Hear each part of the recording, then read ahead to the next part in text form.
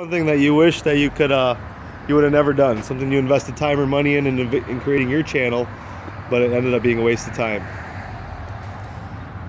You know, it's really funny to say that none of it's a waste of time because it's all a learning experience, but I can say that from a perception that I love doing it so much that I get happy just thinking about doing it.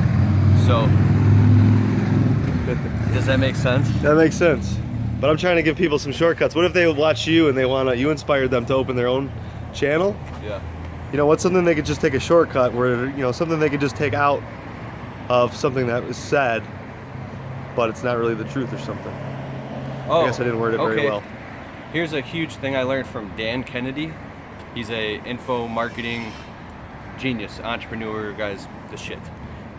He really is. He said, be extremely careful of the paradigm and perception that you create, the character that you develop online or in business or anything, because once you open that Pandora's box, that door, you can never close that once you've opened that to the public. So really think really hard how you want people to perceive you. I did that a lot, and I said I just want to authentically be myself, which is, some videos I'm very serious, like now.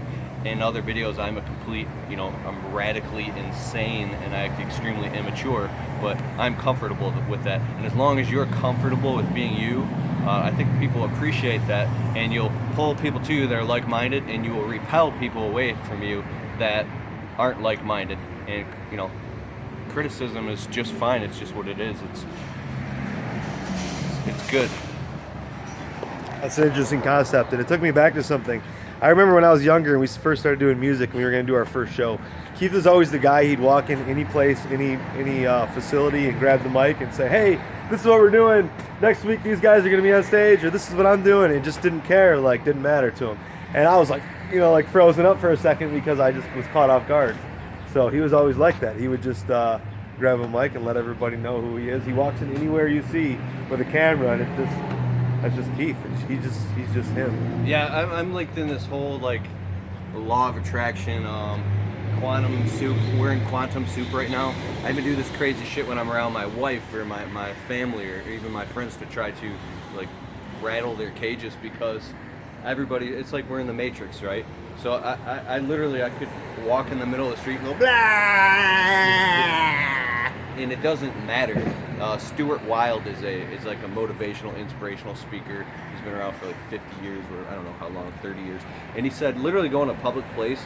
It's a practice for you if this stuff makes you feel uncomfortable. Go into a public place, like a mall, lay down on the floor, and just lay there.